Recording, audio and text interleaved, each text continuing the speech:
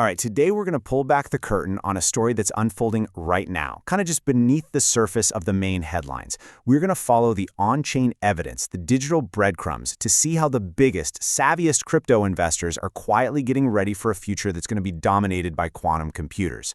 Let's dig in and see what the data is really telling us. So let's just start with a simple, kind of terrifying question.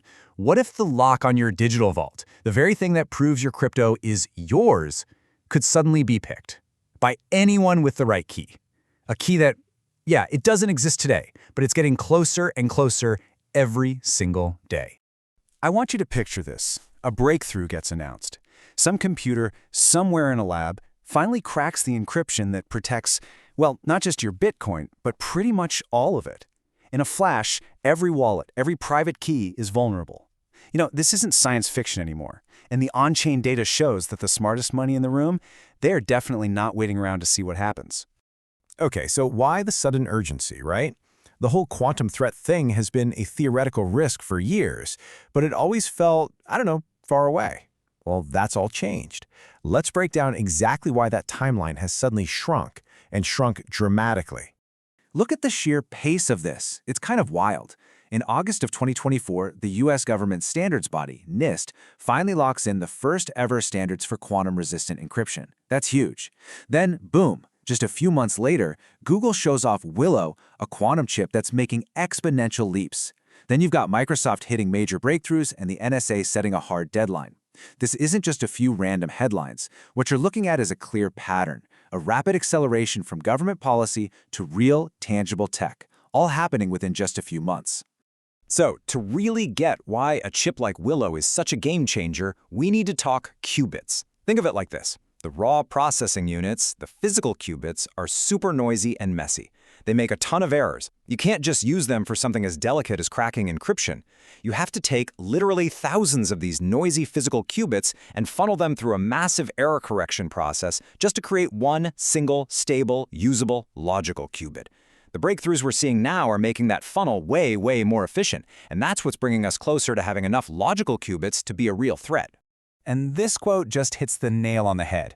When an organization like the US government stops talking theory and starts creating official, published standards, that's a signal to the entire world. It basically says, okay, the threat is now officially defined. And yeah, like the quote says, it kicks off an arms race to build new defenses.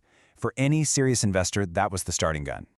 So, the big question is, how are the largest investors, the whales, reacting to this starting gun? Well, the beautiful thing about the blockchain is, we don't have to guess. We can look directly at the on-chain data and see the evidence for ourselves. Okay, I want you to just look at this number for a second. 340%. What on earth, in this very specific corner of the crypto market, could possibly have grown that much, that fast? And here's your answer. That 340% is the spike in funds flowing into a project called the Quantum Resistant Ledger. But here's the most important part. Look where it's coming from. Large wallets that have been silent, dormant, for years. This isn't your average trader hopping on a new trend. No, this is old, patient capital, waking up and making a very, very deliberate move. Then we see another massive signal over with IOTA. Right after they upgraded their network to be quantum resistant, there was a 210% spike in new wallets being created by institutional custodians. Now compare that to the average for other major blockchains, just 45%. Let's be really clear, this isn't retail FOMO. This is the big money, the institutions literally setting up shop and building the foundation for what they see coming next. So all these on-chain breadcrumbs are leading us to a very specific place, a new category of blockchains. Let's break down the key players that are becoming the go-to destinations for this quantum-aware capital. This table just lays it all out beautifully. You've got these different flavors of bets being made. On one side, you have QRL. It's live today using a tried-and-true hash-based approach. That's what's attracting that old, patient whale money. Then you have Algorand, which is going with a more advanced lattice-based method, one of the algorithms just finalized by NIST. So that's the bet on the newest, shiniest tech. And smack in the middle is IOTA, seeing that huge surge in institutional interest. 3 different chains, 3 different strategies, all attracting very serious money. And here's the really crucial point to get. This isn't just about your individual wallet being at risk. The real catastrophic danger here is systemic risk. Imagine if a bunch of those early, whale-sized Bitcoin wallets were suddenly drained. The panic would be instant. It wouldn't just hurt those wallet owners, it could trigger a complete loss of confidence and crash the entire market, all at once. And hey, don't just take my word for it. Look at the signals coming from the institutions themselves. BlackRock, they literally named quantum computing as a specific risk in their Bitcoin ETF filing. Fidelity calls it a Tier 1 long-term risk. And maybe most telling, the Ethereum Foundation itself is actively working on quantum emergency plans. The pros are taking this very seriously. Okay, so we've laid out the problem. We've looked at the evidence. Now for the most important part. What can you actually do about all this? Let's walk through a clear, simple playbook. It really comes down to 3 steps. First, educate yourself. Before you even think about putting $1 in, understand the different technologies out there. Second, follow the builders, not the hype.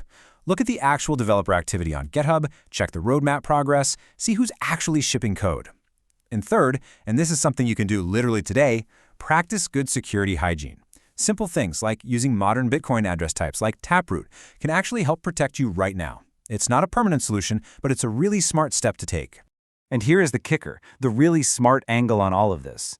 Investing in these chains isn't just a defensive move against a future threat. It's actually an offensive bet on coming regulation. Think about it. As governments start to mandate the use of post-quantum crypto for banks and corporations, blockchains that are already compliant are going to become incredibly attractive, if not essential, for institutions. So, we end up right back where we started. The on-chain data is clear, the government roadmaps are public, the institutional risk reports have been filed, the smart money, the patient capital is already on the move. The only question left is, are you?